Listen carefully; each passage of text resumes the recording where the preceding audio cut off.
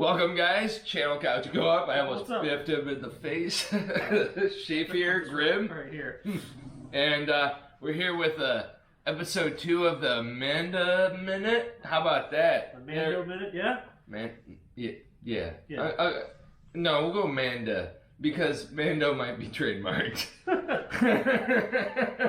Manda-Minute. So basically this is our unofficial weekly recap of episodes. I think we're going to combine 2 and 3 just because of a shoot schedule. So we're just going to talk briefly about what happened in those episodes, things that we saw, things that we liked, things we didn't, and then share them with you guys, our wonderful fans. Episode 2 was called The Passenger, which was an interesting, separation from how episode 1 was in terms of the main plot. So I'll get handed. It was like a pace. I think it was just more of like, and of course, the first episode was 50 minutes long or something. It's like 45-minute runtime with something like that. So, of course they had to step it back a little bit and like slow it down. So. And I'm not saying it was a bad episode at all. Actually, I think it was pretty solid for a filler episode. Yeah, I would say it's definitely a different pace, but it also it gives you those times to character build and develop the story a little bit better. If you just go complete action, you don't have time to kind of process. And I think this episode gave you that little bit of time to process what was going on and see where the direction of this particular season was headed. Well, and I think you kind of go back to the fans that originally hated on the show that were like, oh, I hated those episodes that didn't really, they were just kind of like one-off things, like that. It's not gonna win you over. Right. Certainly not. It's basically that, unless you get more Baby Yoda, I guess. The child. So definitely his personality comes out in this particular episode in multiple facets. But I mean, when you go right into the intro of the episode. Mandalorian is bringing back the crate dragging meat along with the Boba Fett armor in the Tatooine desert, and some, I don't know if they're bounty hunters or just smugglers or people who are looking for money, set up a trap. He's on a speeder and they intercept Mandalorian. Cool, interesting aspect is he uses his jetpack to stabilize himself as he's falling back. Yeah. Those people actually say, get the child, so are we led to believe that the child has a bounty, which Moff Gideon, I think. Yeah, Moff Gideon. Like it must be him still. Yeah. Like when you think about it, like they wanted him in the first place, and it was Moff Gideon that actually eventually annihilated everybody, including what was his name? Bagna. Right. What's his name? The director and actor. Anyway, it's gonna bug me though. Anyway. So it was just like that set it up, and that set up the Darksaber, and of course this comes up later. But this episode, it was so basically the child is attempted upon, and then he uses the jetpack as a bartering. Sure. Yeah, bartering for the safe travel of the child because they held a knife to its head. He uses his wrist to kind of make it fly on its own pattern, kill or hurt the enemy, and then it flies back to him to come back. Well, I just like how it's like comedically done though, because he basically is like, oh yeah, you could take it. I mean, I guess when you truly think about it, how does the guy not think that thing's remote controlled at all? Well, it also just give it up. But I think you mentioned earlier when we were talking about this episode, it was interesting because there was a bond that you saw between the Mandalorian and the child when yes, when he killed that guy, like jokingly, kind of, like in comedic humor, like the child kind of like looked at him like, and he just kind of looked down at the child and went, in terms of giving the jetpack up, right? Yeah. Well, no, I mean, I think it was just him just kind of showing like, he was dumb enough, he deserved to die basically, or whatever, but at the same time, like, they were attacked. Like, if I was attacked, I'd. I think basically the child was saying, like, criminals are like a dime a dozen at this point, and they're throwing anyone in the kitchen sink. Yeah. Well, I think this is going to bite them, obviously, later in the story, perhaps. I don't know. I mean, who knows? Yeah. We'll see. It's Disney. Well, I mean, this then kind of slides back to him walking into to Mos Eisley Bar. Oddly enough, in the bar, you see the robot who's the bartender, who oddly enough, I didn't know this till recently, was actually voiced by Mark Hamill in season 1. He didn't have any lines in it, but it was a cool, cool note. Then the Mandalorian walks over to the I forget the young lady's name who owns that spaceport, that one spot. She's a comedian. Yeah. Well, obviously throw it up there. Right. Then you had Dr. Mandible, who is this gigantic ant creature, and they're playing Sabacc, which is pretty cool because you don't see too much of it. I mean, you hear about it, you see it in the Han Solo story and a couple here and there points. But Dr. Mandalore is this gigantic ant, which is very comedic in the fact that this particular episode's director was actually the director of Ant-Man, so there's a mild correlation. And if you kind of extrapolate it, it looked like the ant that does the drumming in the Ant-Man movie. But yeah, it was an interesting little tidbit. And then, there's some betting involved in trying to find, where to go next in terms of finding Mandalorians. And Dr. Mandible was basically had information, and off this bet, this one hand is not. He actually, he says, when he comes back, he's saying he wants to find somebody because obviously she's like, oh, did you kill him? Yeah. And he explains the story. Right. But she basically talks about Mandalorians, and that's when, Dr. Mandible? I think it is. I could be wrong. He may not have basically, he gets all excited and starts jibber-jabbering really quickly. And then, the woman goes, calm down, which I thought was a good effect. Like he clearly had a reaction to that. He's like, wait a minute, I know who, somebody like that. And he was clearly maybe even kind of, messing with her a little bit just so he could bet because he think he would win. Right. And it comes back later with the woman, or the repair woman, the curly-haired one. That when she's like, oh, I know her, I trust her with my life. Really, she didn't, and later on she spills the beans that she didn't know her at all. And really, it was just about the money. Right, and it was an interesting play because she wins the hand with, it's called the Idiot's Array in terms of Sabacc, where it's mentioned, I think, total, this is the third time now in the Star Wars universe, which I don't know the game very well, so, it was interesting how that hand was played, but clearly, when we come to find out... You mentioned that, I had no idea. We come to find out that this particular person who has information needs safe travel to a planet because she's actually a frog person. Spawns. Yeah, she has eggs that need to be fertilized by her husband because it's the last of her line, and the Mandalorian's like, what? This isn't a taxi, and eventually, because of conversations, they lead into the ship to... for safe delivery, but also in that scene, they're cooking the crate dragon meat on a an exhaust from a jet. Yeah, and oddly enough, in the Galaxy's Edge, in both I believe Florida and California, they have an exhaust cooking meat. I can't wait. I'm such a child. We were just talking about it. You could build your own lightsaber, and it's absurd amounts of money. And I don't honestly. It'd be worth it. They could, I don't know, $500 would probably be too much, but $400 I'd be kind of like, it would be like, getting a dry humping. It would be like, okay, it's fine. What is it? As of this video, it's $175. It's like, oh my God, give it to me. I could get a custom-made lightsaber. I don't even know what I would do. I would go there and I'm just like, my mind would explode. You just drool and fall over. But, I don't know what I would choose. Right? Anyway, what can you choose? There are options. I'll show you later. Anyway. But, they'll throw them up there, too. So you can get a Ronto wrap that's cooked by... Because this video will be copyrighted anyway. Yeah. So, beyond that, on the way to this planet, the Mandalorian tries to speak with the frog person, and he asks if she speaks Huttese, which is the Jabba the Hutt language, which is very interesting. And I don't know why he knows that of all languages, which I found pretty interesting enough. Jabba, up until he died, was the biggest. Whatever, kingpin, I guess, or whatever you want to call it. One of the few planets that weren't run by the Imperials. But the other thing, though, is to speak Huttese, you probably need to be in and around Tatooine. So, is his origins based in Tatooine, or is that something that they just naturally teach all the Mandalorians? We'll have to. I don't want to sound stupid here on this. But is Mandalore in the same vicinity as, or solar system as? That I don't know. See. We'll have to. No. we'll have to do some research. But anywho. Yeah. So there's. I'll cut that out so we don't sound dumb. So there's. Or maybe I'll leave it in there.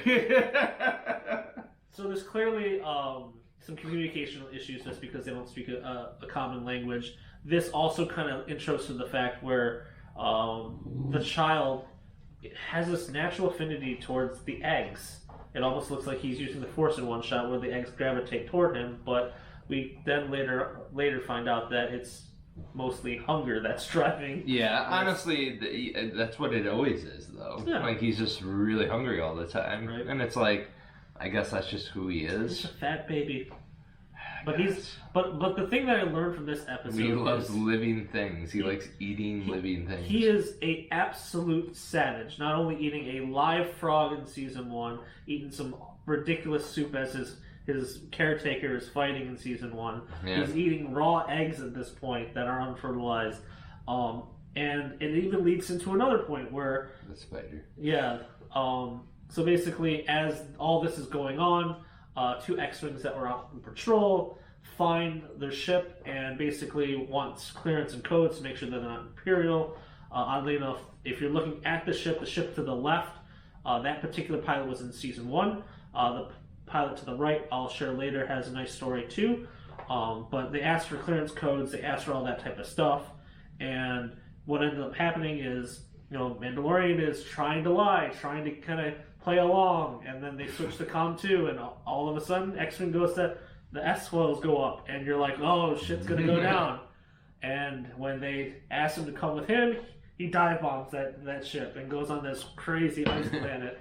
He's like, oh, we're just gonna have to ask you to go down to here, and he's just like, you see his head shift a little bit, he just goes, he's just like, no hesitation. So you have some mild dogfighting through the clouds in this wonderful ice planet, and it was a good sequence. Yeah. I mean, honestly, the whole show sequence is good. Like, I mean, I don't know. I don't want to talk about this episode too much, in the fact that it's not bad. There's good sequences and good little things. I mean, for me, I kind of feel like, up until the point of, I guess, Baby Yoda coming out and trying to warn him, that was pretty adorable. Right. Like you could see he wanted him to see come and see something, and he wouldn't listen, and so he just left. Right. He has a mind of his own, and he doesn't know how to follow rules just yet. He's still learning. Well, I guess he doesn't know how to communicate yet. I don't know. The rules are really weird, because it's like he was so powerful in the Force to stop the Mudhorn, right, and choke my girl. So it's like, what the fuck? Man? No, I mean, it's interesting. But yeah, I mean, they crash on that ice planet. The ship's pretty much wrecked, and then oddly enough, the frog lady goes to a hot spring and takes a dip to heat her eggs up, I guess. And oddly enough, there's a bunch of eggs that aren't frog-related eggs. They look like a xenomorph egg, if you will. Yeah. And the child goes up, pops one open, and starts eating a little spider that comes out, and you're like, this can't be it's good. still, I don't think it was awake, because it basically swallows it, but it also, gobbles up the gross the yolk material. And so, oddly enough, that sends a warning where all these eggs start hatching, and then all these spiders come out of nowhere, which just looked eerily familiar to Harry Potter and the Forbidden Forest. And I'm just getting spiders. If you want to freak me out, spiders are my thing. It's gross, man. But not that these ones are terrible, but it's just right, big ass hairy spiders. So No. you ever see those big ones that have the yellow big ass, and it's striped with black, and it looks kind of like I don't know what they're called, maybe a banana spider or something like that. And they make a spider web that's zigzagged in the middle, like a crosshair style. Wicked. Anyway, evolution, it's a magical I'll thing. throw it up there. Sleep well tonight. But oddly enough, they get back to the ship as they're being chased, and they're fighting them off, and they seal themselves in the cockpit. The interesting thing is you can just watch the Mandalorian's helmet just slowly progress to get more frost as Yeah. the longer they spend time on this ice planet. And then, you know, you think they're doomed, they're trapped, there's actually spiders in the cockpit. You know, the little frog lady pulls a pistol out of thin air and shoots the 3 that are in the cockpit, saves the child's life, quote unquote. And then we basically hear, like, laser blasts, and we're like, oh, is someone else on this planet? And, you know, they hop out of the ship, and lo and behold, the 2 X-Wings that were chasing them, you know, shoot all the spiders off the ship and save their lives. And I mean, you know, for those people that are like, oh, it's convenient that they came, it's like, well, honestly, there was a huge fucking spider tearing through the mountains. You know, I'm sure they probably saw that. They're like, what is this life form? I'm like, oh, they probably found something that's alive, and we should investigate because we lost a Mandalorian recently. I mean, I don't know how good the visuals in the cockpit, but they don't. I don't know if they knew exactly it was a Mandalorian. They had a helmet on, right? Imagine they're both flanking sideways and you're turning left. Well, does the Razor Crest say what it's owned by and everything? Well, that's the interesting thing, because the thing that ends up saving the Razor Crest is the call tag, and then the person, like I said, on the left was in season 1 in the episode with the jail, and he looked at the files of this particular Razor Crest, and he did good deeds for a rebel soldier, and allowed him to be saved. The X-Wing pilot on the right is an actor from a great show that I love called Kim's Convenience. He was telling me about this. I gotta watch this, I suppose. It sounds good. It honestly does. It's about a Korean-Canadian family that owns a convenience store. It's a comedy. This guy is hilarious through and through. I laugh just sitting here, just thinking about the episodes. His delivery. Yeah, and is he dry? Oh, it's. I'm gonna just let you watch. If you haven't seen it, Kim's Convenience. Beyond that, though, the daughter in that show is very, very pretty as well. Yeah, she looked good.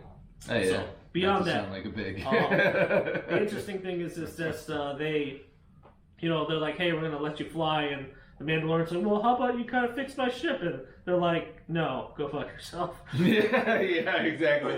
Well, like, basically, I liked it just because it was just kind of like, nah, like, we own this area now, and we already did you a really big fight. We basically saved your life. Yeah. Like, you're in no position to bargain. Yeah. That's what I thought was kind of cool.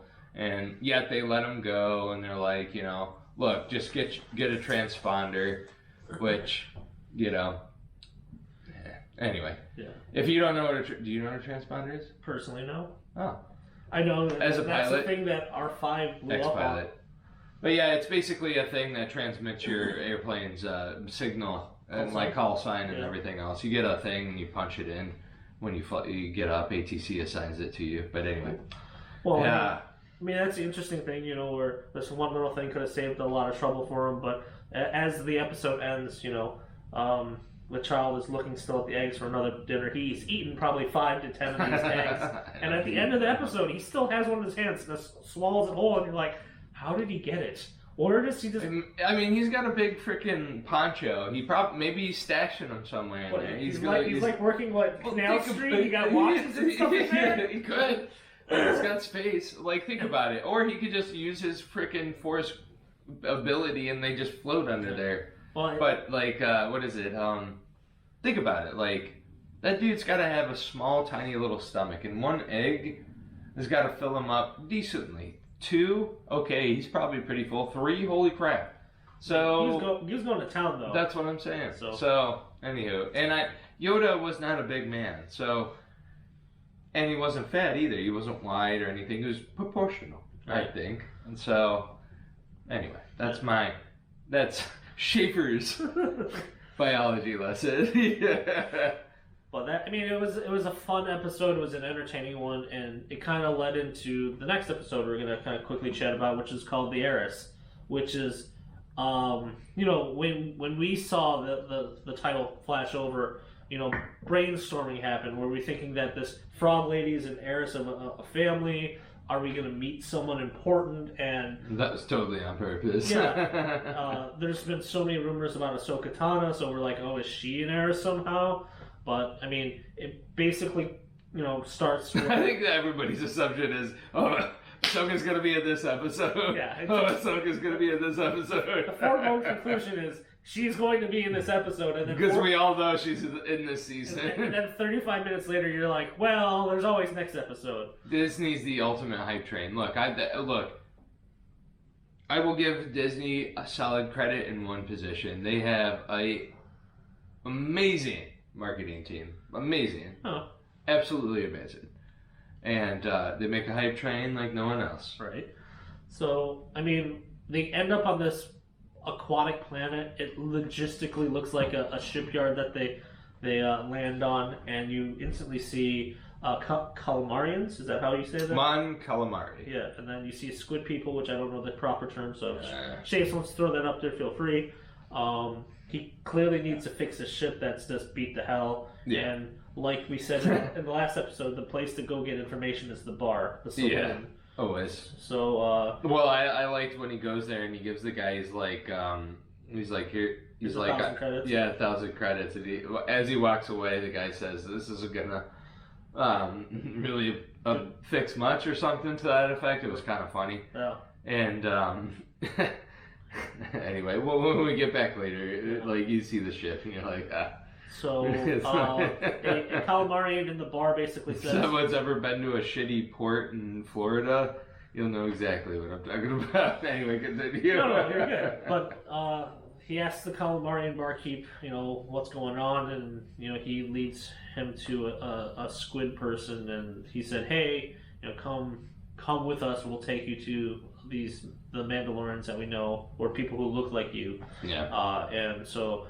It pans to a boat on a water, and Shafer's thinking is like, you have so much tech, you're on a flipping boat, what's going on? You have fucking land speeders. Yeah. You have spacecraft, literally, and barges, I've seen them. Yeah. And it's like, how do you still have a boat on water? And the funny thing is when I saw it, I'm like, it's Deadliest Catch, Star Wars. Yeah. So... And oddly enough, the squid people... Today, the morale's low, guys. If we string a whole bunch of pots here, we're going to make lots of money. Yeah.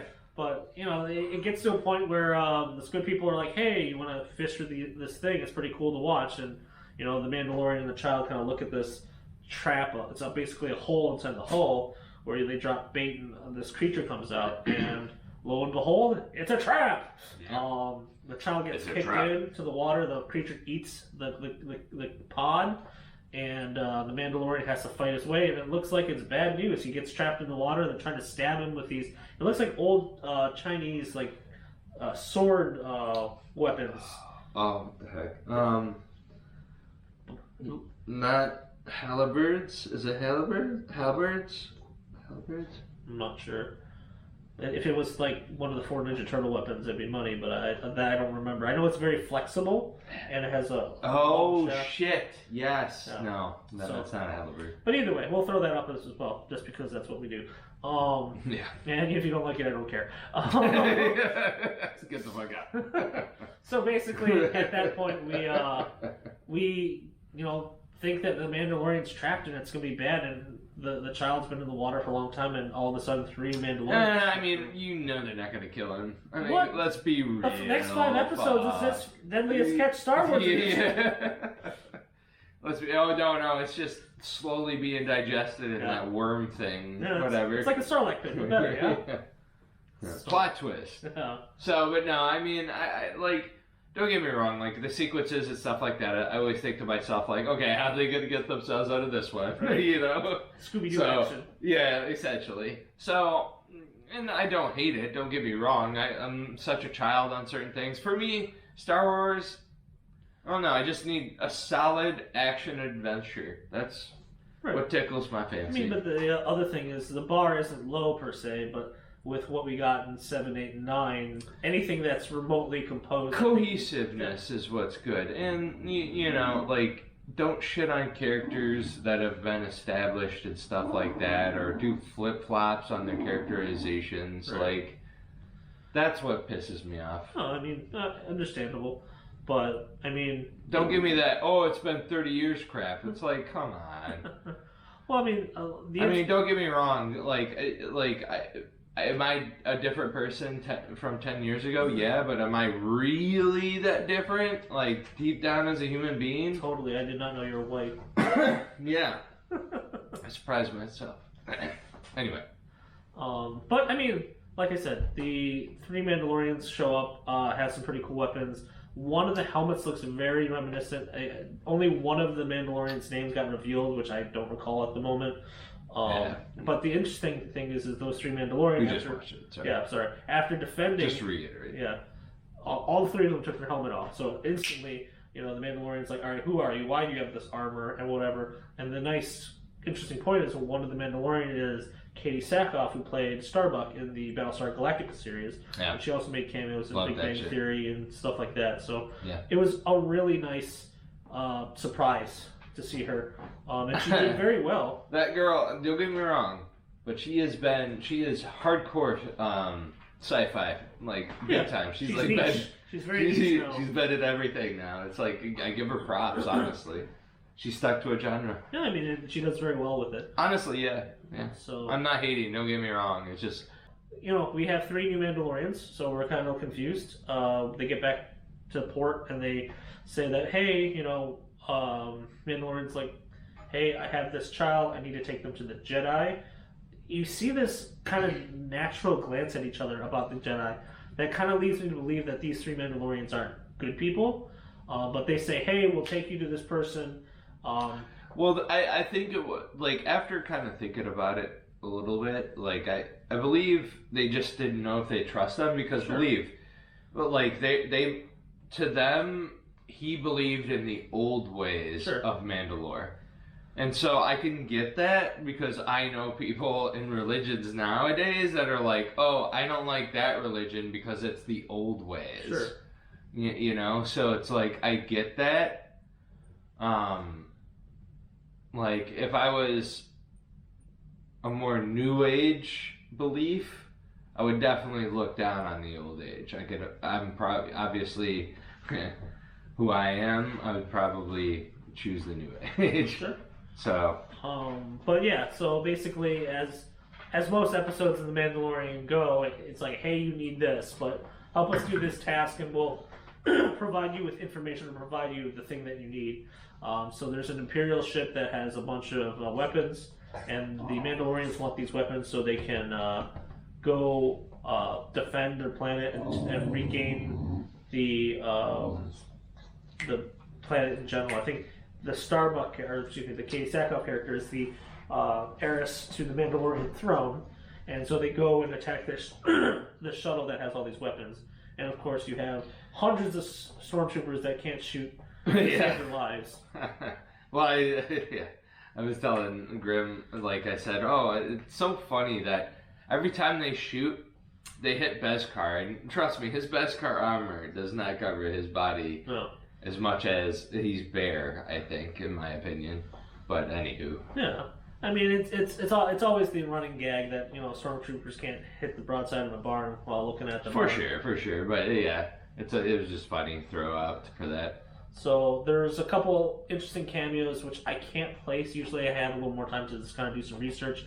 But we're gonna jump on the hype train, right? they definitely get into the ship. They take over what they need to. They get to the cargo area, and apparently there's this ulterior motive. Not only is it to get those weapons, but the Heiress, I believe this is what it's named after, is looking for a sacred weapon, and she thinks that the people who are captaining the ship can give her the information that she needs, while trying to storm the bridge of the ship or the cockpit. The highest attending officer actually talks to Moff Gideon. Moff Gideon. And basically states what's going on. Apparently they're known, these particular Mandalorians have been attacking a lot, and he gives an order, and the order is basically kill everyone on board and the Mandalorians as well. You come to find out that the new Mandalorians, I'm just going to call her Katie Sackhoff because it sounds counterintuitive. She is looking for this dark saber that Moff Gideon has, and it's apparently her family line's weapon. So it's which makes sense because I didn't watch Honestly, I've dabbled in the cartoons. They haven't really hit a chord with me. I hear they're personally. very, very popular, and I haven't given them a chance just because I've been busy. Yeah. But once I get a more perspective, I think it'll illuminate more things. I don't know. I mean, for me, like, there's total highlights. I made Grim watch the Twin Sons episode of Rebels, where Darth Maul like searches Tatooine for Obi-Wan, and it faces him down finally. It's highly recommended. If you're a big Star Wars fan, and especially for the classics, the George Lucas era, it is excellent. Absolutely excellent. So, anyway, yeah, I mean, at that point, they rush the hull, they get to the highest ranking officer, they, steer the ship to safety instead of crashing, and they try to get information from him, and oddly enough, he has a suicide capsule in his mouth that electrifies him and kills him. But Moff Gideon is aware lights of his face up. Right. It's a little bit of one of these zaps in the face. You can see. Yeah. So Moff Gideon is aware of them. Zap. But beyond that, they retrieve the ship, and basically Mandalorian's like, all right, take me to this Jedi. It's like, well, we're not going there, but if you go to this particular planet, we'll throw it up there. You will meet this person named Ahsoka Tano, and just tell him that this person, which she finally reveals her name, which yet again I don't remember, I'm sorry, knows her pretty well. So finally we have a verbal commitment, even though everyone knows that she's in this season, and if you didn't, spoiler warning. I mean, if you didn't, you've been living under a rock. So, he jumps off the ship and he goes back. Disney announced it, so. Right, to get the child back, which he was actually being babysat by the frog people. They actually had one spawn out of the multiple eggs. Which we kind of like, I debated. I was like, so did only one live? I mean, sometimes, it's survival of the fittest, sometimes it's... But even then, if only one lived? Oh. Well, I guess if it's the hair of just their lineage of the king and queen, is that what it was? Or was it just that it was the last of their kind entirely? I don't know. I mean, it depends surely for the moment of, is it just an early bloomer for the egg? Or is it that all the other eggs were void of productivity and they were just, the child food at that point, We don't know. We'll see if they throw them back into the Oh, no, series. I don't think it'd be child food, but I think the unsuccessful rate was super high. Right. So with that said, he goes to get his ship, and you had a funny note of the ship repairs and things of that sort. Oh yeah, it was just totally shitty. It had almost kind of the barnacle look on it, and the netting of a shrimp boat or something like that. To me, it looked like if you had a giant bazooka and it was set to Pirates of the Caribbean and you shot it, spewed it all over the ship. It's kind of like a callback now for The Simpsons when Homer became an inventor and the shotgun was set to pour and it shot the wall and this smear of makeup hit the wall. So literally, to me, it's like someone had a gigantic shotgun for Paris, and it was sent to the Pirates of the Caribbean and go boosh, and it just kind of sprayed all that stuff up. But in the end, that was the end of that particular episode. It definitely leads us wanting more. You're definitely going to see the other three Mandalorians again. It's possibly going to intro Ahsoka Tano probably the end of next episode, if not, the one middle week hiatus in between good action, I suppose. I think it'll story development. Yeah, probably. It'll probably be the last episode of the season where they finally reveal her. I mean, it's understandable. I mean, because you figure by now if she's in multiple episodes, you'd have a picture of her leaked on the internet somewhere. And if not, I'm not looking for it. I hate spoilers personally. I'm one of those people. I mean, I try not to hunt for them, I guess. Sometimes I don't care, but this show I care. I don't know what it is about this show in particular. I'm like, nah, I don't want to know. But I mean, it's a fascinating show. I hope you guys really enjoy our take and our notes I know I tend to ramble personally, but it's a fun time. It's a fun episode. It's great for our childhood, and most of the things involved with these videos are about our childhood. I mean, watch it. Bryce Dallas Howard directed episode 3, she did good, I think. This was a good episode. I mean, it's quite entertaining, nice flow. I mean, Disney's shelling out the good people, I guess. Yeah, with John Favreau at least, and Bryce Dallas Howard, and Ant-Man. Yeah, that guy. I'll throw your name out there. I don't want to disrespect Fred. Yeah, But yeah, so I mean, continue watching our series, support our series, subscribe to the channel. Thank you so much for watching, and we'll be back next week with more Manda-Minute. I'm Grim, and that's Shafer, and we'll see you next time.